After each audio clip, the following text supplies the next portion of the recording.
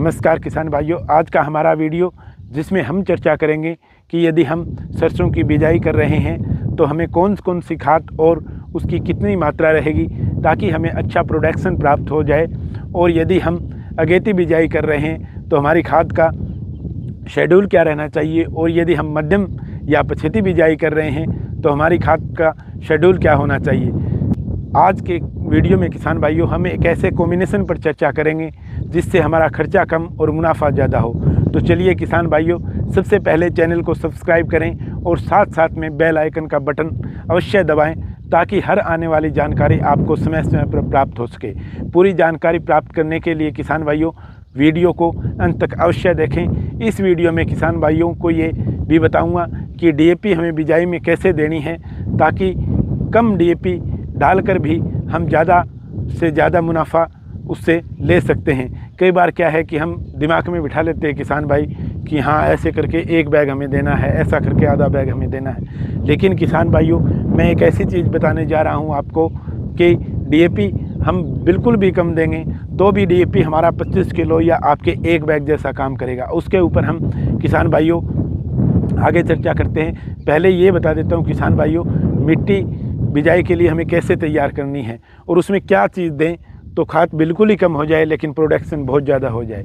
मिट्टी की तैयारी में किसान भाइयों एक बात मैं हमेशा आपको कहता रहता हूं कि कोई भी फसल आप ले रहे हो और इस टाइम जब सर्दी की फसल हम लगा रहे हैं तो ये चीज़ बहुत बढ़िया से काम करेगी। गोबर की जो गली सड़ी खाद है किसान भाइयों, जो पुरानी खाद है, उसकी आप 2-3 ट्रॉली 1 एकड़ के अंदर अवश्य डालें। ये वो चीज़ है किसान भाइयों, ये वो अमृत है जो आप बाज़ार मतलब लूट से आप बच जाओगे। और कहते हैं ना कि डीएपी नकली आ गई, एसएसपी भी नकली आ गई, फलाना नकली आ गया। इन चीज़ों से आप स्वयं को बचाने के लिए, क्योंकि ये आपके घर का प्रोडक्ट है, गोबर की गली सड़ी जो खाद है वो 2-3 ट्राली अगर आपने डाल दिया और उसके बाद 1 या 2 कल्टीवेशन अच्छे से कर दिया, मिट्टी को अच्छे तरीके से भुरा कर दिया, उसके बाद हम खाद का जो कॉम्बिनेशन बनाकर डालेंगे किसान भाइयों, वो हमारे प्रोडक्शन को डबल तक ले जाएगा। कुछ बीमारियां भी आजकल जैसे मरगोजा टाइप का ये सिस्टम चल रहा है, अगर हमने इस शेड्यूल से मिट्टी को तैयार किया और ये चीज़ें अगर हमने डाल दी तो ऐसा नहीं है कि हम बगैर प्रोडक्शन के चले जाएंगे, कुछ ना कुछ अच्छा प्रोडक्शन लेकर हम जाएंगे। अब बात कर लेते हैं किसान भाई, अगर हम अगेती बिजाई कर रहे हैं या मध्यम बिजाई कर रहे हैं, इन दोनों में जो मैं फर्टिलाइज़र का कॉम्बिनेशन बता रहा हूँ वो सेम जाएगा किसान भाइयों।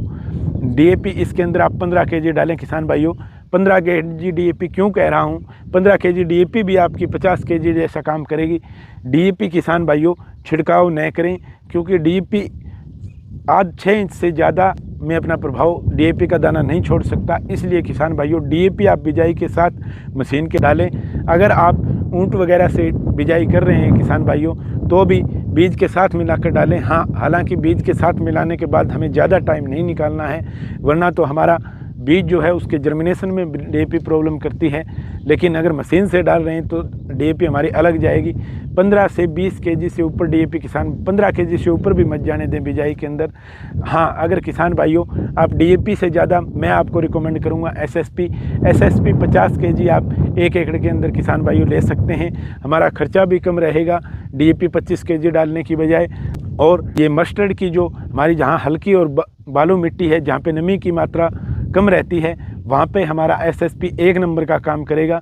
इसलिए किसान भाइयों आप डीएपी की बजाय सिंगल सुपर फास्फेट भी डाल सकते हैं, जो मल्टीपल वाली होती है। उसका एक बैग 50 केजी का ही आपको पर्याप्त रहेगा। इसलिए किसान भाइयों एक बार फिर से मैं आपको बता देता हूँ, अगर आप डीएपी डाल रहे हैं तो एसएसपी ना डालें, अगर एसएसपी डाल रहे हैं तो डीएपी ना डालें। ज़्यादा रिकमेंड मैं यही कहूँगा किसान भाइयों कि 50 केजी आप इसके अंदर एसएसपी डालें, सुपर डालें, जो मल्टीपल वाली होती है जिसके अंदर जिंक बोरोन वगैरह हमारा होता है। सल्फ़र किसान भाइयों 10 केजी बेंटोनेट सल्फ़र दानेदार 90% वाली किसान भाइयों आप यूज़ कर सकते हैं। पोटास किसान भाइयों आप 20 केजी डाल सकते हैं। पोटास एक ज़रूरी माइक्रो न्यूट्रिएंट हमारी मस्टर्ड के अंदर नहीं है, क्योंकि जब हम गोबर की खाद दे रहे हैं पोटास इतना ज़रूरी माइक्रो न्यूट्रिएंट नहीं होता। सल्फ़र हमें इसलिए डालना पड़ेगा किसान भाइयों क्योंकि ये तेल वाली फसलों के अंदर सबसे ज़्यादा काम करता है। और सल्फ़र का एक एक्स्ट्रा बेनिफिट किसान भाइयों ये भी है कि ये जहाँ पे खारे पानी ज़्यादा लग रहा है, जहाँ पे किसान भाई के पास बढ़िया पानी का प्रबंध नहीं है, तो जहाँ पे ट्यूबवेल का पानी ज़्यादा हम प्रयोग कर रहे हैं, वहाँ पे आप 10 kg बेंटोनाइट सल्फ़र 90% का यूज अवश्य करें किसान भाइयों। और जिंक का भी आप कुछ न कुछ भाग, यदि हमने जिंक नहीं डाला है, पिछली फसल में भी हमने नहीं डाला है, तो इस फसल में आप जिंक 5 kg अवश्य यूज करें।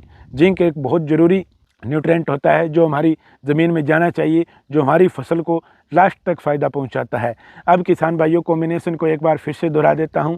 SSP 50 kg सल्फ़र किसान भाइयों, बेंटोनाइट 10 kg 90% वाली, पोटास किसान भाइयों डालें तो ठीक, ना डालें तो कोई ज़रूरी आवश्यक हमारे माइक्रोन्यूट्रेंट नहीं है, ये ज़रूरी मुख्य पोषक तत्व तो नहीं है हमारी सरसों की फसल के अंदर। जिंक किसान भाइयों अपनी रहेगी 5 kg 33% वाली जिंक का ही यूज करें किसान भाइयों। अगर हो सके तो वाटर सोल्यूबल जिंक का यूज करें। ये रहेगा किसान भाइयों।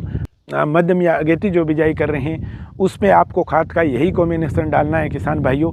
यदि आप पछेती बिजाई सरसों की कर रहे हैं तो खाद में थोड़े से चेंजिंग, हम जो कॉम्बिनेशन डाल रहे हैं उसमें हमें थोड़े चेंज करने पड़ेंगे। फिर हमें जो खाद डालना होगा वो इस प्रकार रहेगा किसान भाइयों। DAP अगर आप डालें तो 25 kg तक जानी पड़ेगी, क्योंकि हम पछेती बिजाई अपनी फसल की कर रहे हैं। पोटास यदि आप डालें तो 20 kg से 25 kg आपको डालना पड़ेगा किसान भाइयों। SSP आपको 1 बैग की बजाय 2 बैग 100 kg यूज करना पड़ेगा। सल्फ़र हमारा सेम रहेगा 10 kg, बेंटोनाइट 90% वाली, जिंक अपनी सेम रहेगी 33% वाली। इसके अंदर जो कैल्शियम किसान भाइयों, कैल्शियम नाइट्रेट 10 kg अवश्य डालें, क्योंकि हम लेट फसल की बुआई कर रहे हैं तो हमें फुटान की भी आवश्यकता रहेगी, प्लांट ग्रोथ भी जल्दी करे। इसके लिए कैल्शियम नाइट्रेट 10 kg डालना नहीं भूलें किसान भाइयों बिजाई के अंदर।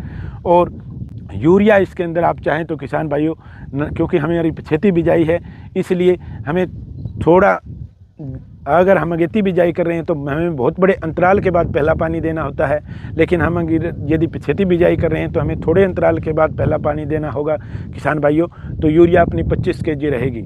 एक बार फिर से कॉम्बिनेशन दोहरा देता हूं किसान भाइयों। DAP का जिक्र ना ही करें तो ठीक, DAP को मैं रिकमेंडेशन नहीं करता, पोटास को मैं रिकमेंडेशन नहीं करता।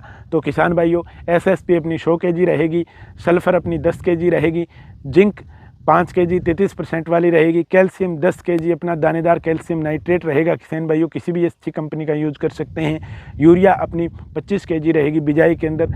तो किसान भाइयों इस कॉम्बिनेशन के साथ आप अगर जाएंगे पछेती बिजाई के अंदर तो भी आपको एक बहुत ही अच्छा प्रोडक्शन देखने को मिलेगा। आपको अंतर ही महसूस नहीं होगा कि हमने मस्टर्ड को पछेता बोया था, जैसे आपने अगेती बोई थी ठीक उससे कहीं बेहतर आपकी पछेती जो मस्टर्ड होगी वो चलेगी किसान भाइयों।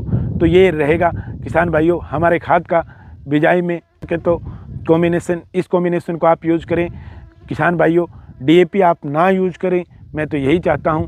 आगे आपकी इच्छा रहेगी, क्योंकि कुछ किसान भाई ये मानते हैं कि DAP के बगैर फसल नहीं होती, इसलिए मैंने अपने हर कॉम्बिनेशन के अंदर आपको DAP की मात्रा बताई है, वरना तो मस्टर्ड के अंदर मैं नहीं चाहता कि मेरा किसान भाई DAP का यूज़ करे। तो अब किसान भाइयों आप समझ गए होंगे कि इस कॉम्बिनेशन के आधार पर यदि हम सरसों की खेती में खाद का मॉड्यूल अपना रहे हैं तो हमें एक अच्छा प्रोडक्शन देखने को मिलेगा। हमारी चाहे अगेती, मध्यम और पछेती भी बिजाई होगी तो हमें हमारे प्रोडक्शन पर इसका 1% भी असर नहीं डलेगा और हम एक अच्छा उत्पादन प्राप्त कर सकेंगे। किसान भाइयों ये तो रहा हमारा खाद का मॉड्यूल। पहले पानी के दौरान हम क्या देंगे इसके बारे में भी हमें टाइम मिला तो हम नेक्स्ट वीडियो के अंदर चर्चा करेंगे, वरना मस्टर्ड के ऊपर हमारा हर तरह का वीडियो आएगा, क्या फंगीसाइड देना है। तो किसान भाइयों जानने के लिए मिलते हैं नेक्स्ट वीडियो के अंदर। जय हिंद, जय भारत।